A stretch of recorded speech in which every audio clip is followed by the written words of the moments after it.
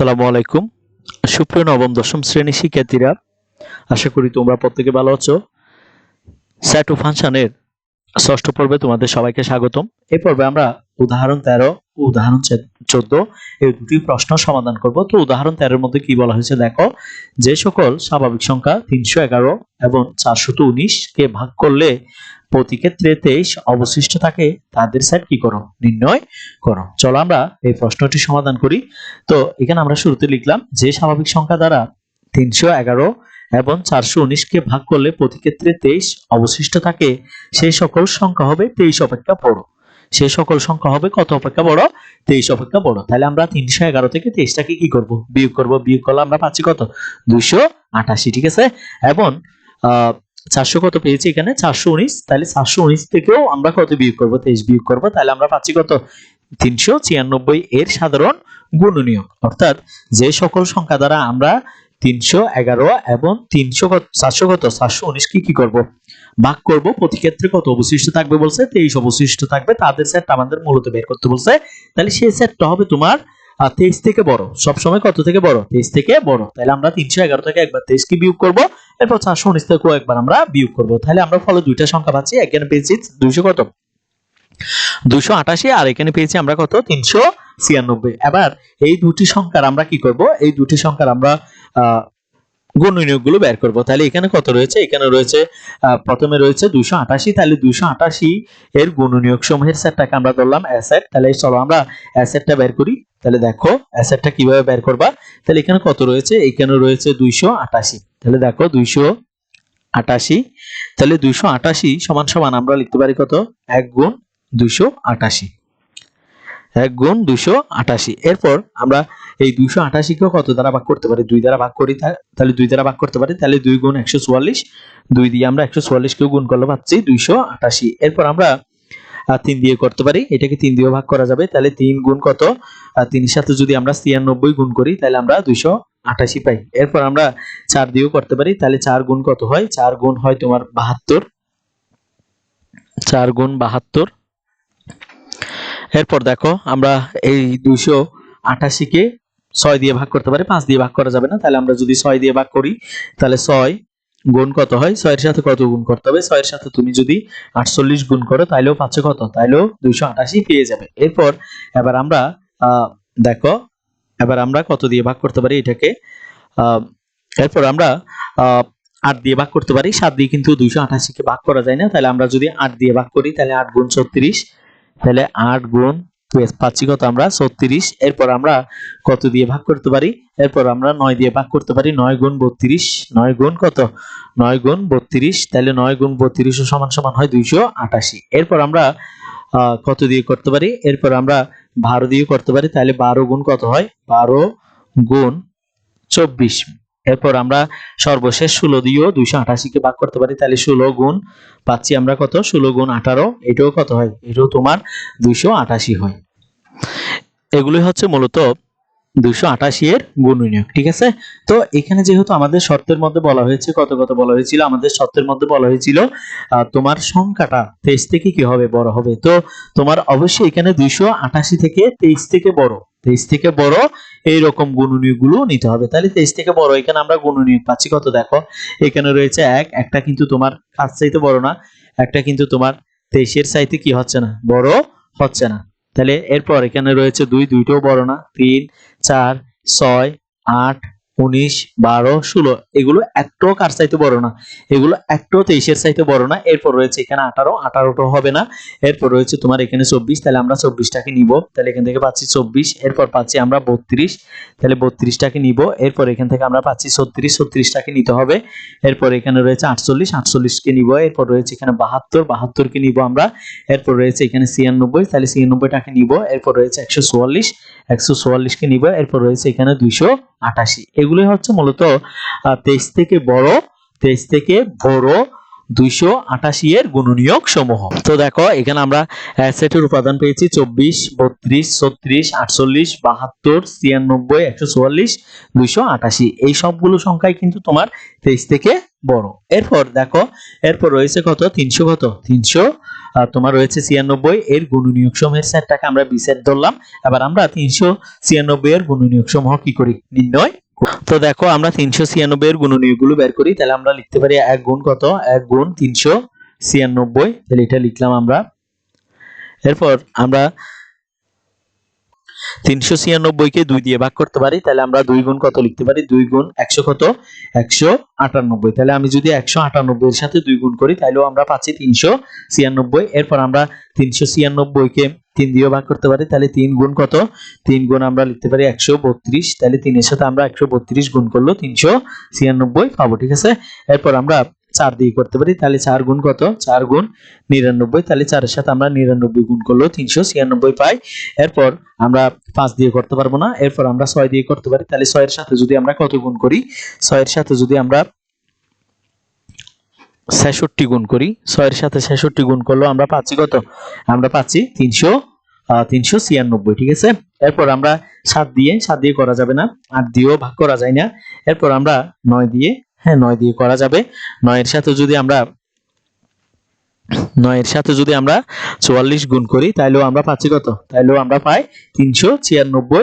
এরপর 10 দিয়ে করা যাবে না, 11 দিয়ে করা যেতে পারে। 11 গুণ কত পারি আমরা 11 গুণ 36, 11 সাথে 36 গুণ করলে তুমি পাচ্ছ কত 396। এরপর 12 দিয়ে করতে পারি, 12 গুণ 33, 12 গুণ 33 সমান সমান হয় 396, ঠিক আছে।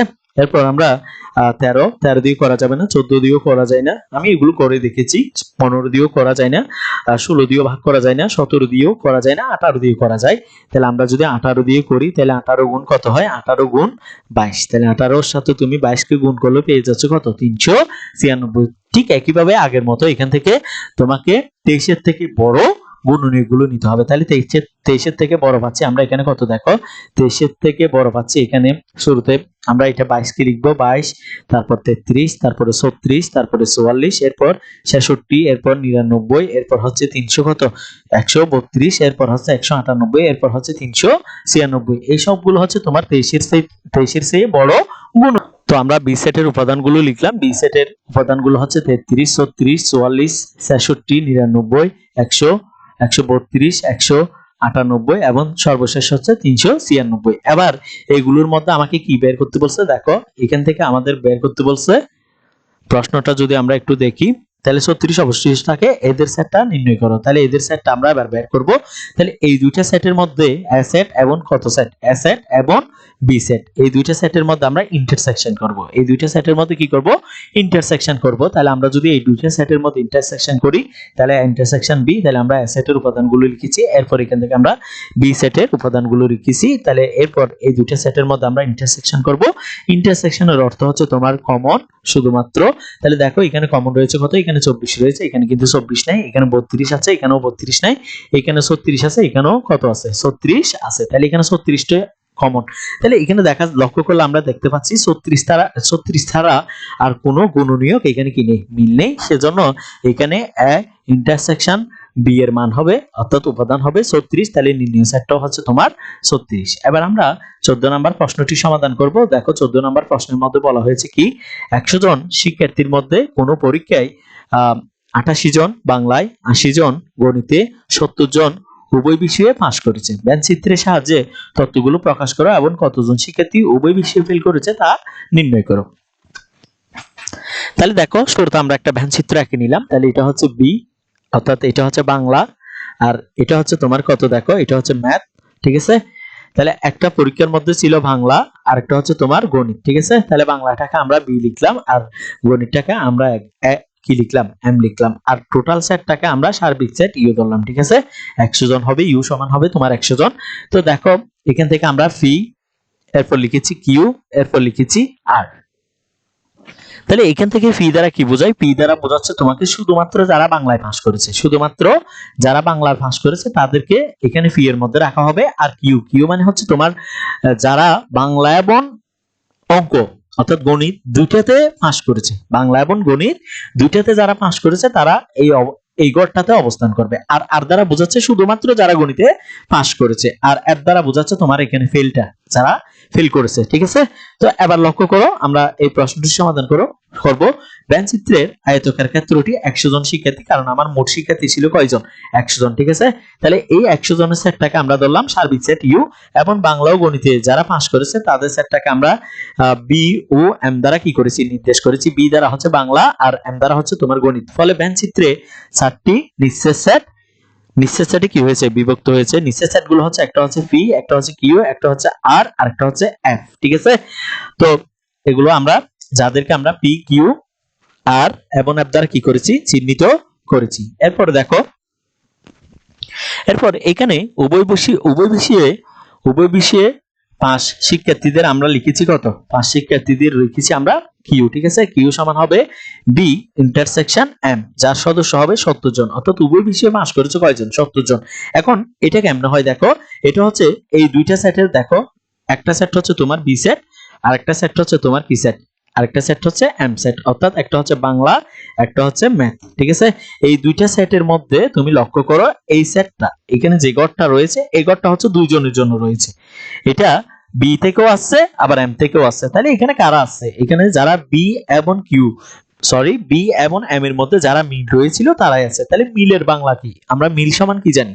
মিল সমান আমরা জানি ইন্টারসেকশন। তাহলে ইন্টারসেকশন করলে মূলত আমরা মিলগুলো নিই। ঠিক আছে, তাহলে অর্থাৎ কমন নিয়ে আমরা কখন? কমন নিয়ে আমরা ইন্টারসেকশন করলে। তাহলে সেজন্য এখানে কিউ সেটটা হবে তোমার বি ইন্টারসেকশন এম, যার সদস্য সংখ্যা হচ্ছে তোমার কয়জন? 70 জন। উভয় বিষয়ে পাস করেছে এরকম শিক্ষার্থী সংখ্যা হচ্ছে 70 জন। তাহলে 70 জন শিক্ষার্থী উভয় বিষয়ে পাস করেছে।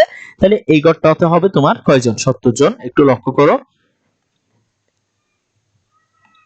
এই গড়টাতে হবে তোমার কয়জন? এই গড়টাতে হবে তোমার 70 জন। ঠিক আছে, এরপর দেখো, ফি দ্বারা আমরা বুঝিয়েছি শুধুমাত্র যারা বাংলায়, অর্থাৎ বাংলায় পাস করেছে তাদের সেটটা হবে তোমার, দেখো বাংলায় পাস করছিল কয়জন? বাংলায় পাস করছিল 80 জন। বাংলায় কয়জন?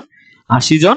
এই 80 জনের মধ্যে, আচ্ছা বাংলায় হবে 88 জন। ঠিক আছে, বাংলায় 88 জন শিক্ষার্থী পাস করছে। এখান থেকে আবার অনেক শিক্ষার্থী কিসেও পাস করছে? ইংরেজিতেও পাস করছে। তাহলে আমরা শুধুমাত্র যদি বাংলায় বের করতে চাই, এই বাংলায় যারা পাস করছে তাদের থেকে আমাকে ওই যে কমন সেটটা কি দিতে হবে? বাদ দিতে হবে। তাহলে আমরা 88 থেকে কত বাদ দিলাম? 88 থেকে 70 বাদ দিলাম, কারণ 70টার মধ্যে এখানে তোমার বাংলাও রয়েছে, আবার ম্যাথও রয়েছে, সেজন্য এটা বাদ দিলাম। বাদ দিয়ে আমরা পেয়েছি 18 জন। তাহলে শুধুমাত্র 18 জন বাংলায় পাস করেছে। শুধু বাংলায় পাস করছে কয়জন? তোমার 18 জন। ঠিক আছে, এরপর আর ধারা আমরা শুধুমাত্র যারা গণিতে পাস করেছে তাদেরকে দেখিয়েছি। গণিতে পাস করছিল কয়জন? গণিতে পাস করছিল 80 জন। এই 80 জনের মধ্যে অনেকে আবার কিসেও পাস করছে? বাংলায়ও পাস করছে। তাহলে বাংলা এবং গণিতে উভয় বিষয়ে পাস করছিল 70 জন। এই 70টা আমরা বাদ দিব, ফলে আমরা এখানে পাচ্ছি 10 জন। তাহলে 10 জন শিক্ষার্থী শুধুমাত্র গণিত বললে 10 জন শিক্ষার্থী। তাহলে এখানে শুধুমাত্র 10 জন গণিতে পাস করেছে। তাহলে এখান থেকে আমাদের বের করতে বলছে কি? উভয় বিষয়ে ফেল করেছে কয়জন? তাহলে উভয় বিষয়ে আমরা ফেলটা বের করি। তাহলে দেখো, phi union Q union P union Q ইউনিয়ন আর সমান সমান বি ইউনিয়ন এম। অর্থাৎ এখান থেকে আমরা এই তিনটার কি করা, এই তিনটার তুমি যদি কি করতে চাও, এই তিনটার যদি তুমি ইউনিয়ন করতে চাও, এই তিনটার ইউনিয়ন করা মানে এই দুইটার ইউনিয়ন করা। ঠিক আছে, যে কোনো একটি বিষয়ে বা উভয় বিষয়ে পাসকৃত শিক্ষার্থীর সংখ্যা যাদের সেটটা হচ্ছে তোমার কি, এইগুলা যোগ করো। তাহলে তুমি যোগ করলে তুমি এখানে পাচ্ছ কত? 18। 18 সাথে 10 যোগ করো, 10 এর সাথে তুমি 70 যোগ করো, টোটাল পাচ্ছ 98। তাহলে আমরা পাচ্ছি 98 জন। 98 জন শিক্ষার্থী উভয় বিষয়ে কি করেছে? একটি বিষয়ে এবং উভয় বিষয়ে কি করেছে? পাস করছে। হয় তারা বাংলায় পাস করছে, হয় তারা গণিতে পাস করছে, এবং উভয় বিষয়ে পাস করছে। এইরকম, অর্থাৎ এরকম আমরা শিক্ষার্থী পাচ্ছি কয়জন? 98 জন। তাহলে আমাদের টোটাল শিক্ষার্থী ছিল 100 জন। তাহলে 100 জন থেকে আমরা পাস করছে এরকম বাদ দিয়ে দিই, তাহলে পাচ্ছি আমরা 2 জন। তাহলে 2 জনটা যদি আমরা পাই, 2 জনটা হচ্ছে আমাদের 2 জন। এই 2 জন হচ্ছে আমাদের কি করেছে? ফেল করেছে। ঠিক আছে, তাহলে পরবর্তী পর্বে আমরা অনুশীলনী প্রশ্ন থেকে সমাধান করব। পরবর্তী পর্বে আমরা অনুশীলনী থেকে সমাধান করব। তোমরা যারা এই পর্বটি দেখেছো তাদেরকে অসংখ্য ধন্যবাদ। পরবর্তী পর্ব দেখার আমন্ত্রণ জানিয়ে আজকের ক্লাসটি এখানে শেষ করলাম। তোমরা যারা আমাদের ক্লাসগুলো করেছো তাদেরকে অসংখ্য ধন্যবাদ। পরবর্তী পর্ব দেখার আমন্ত্রণ জানিয়ে আজকের ক্লাসটি এখানে শেষ করলাম। আসসালামু আলাইকুম।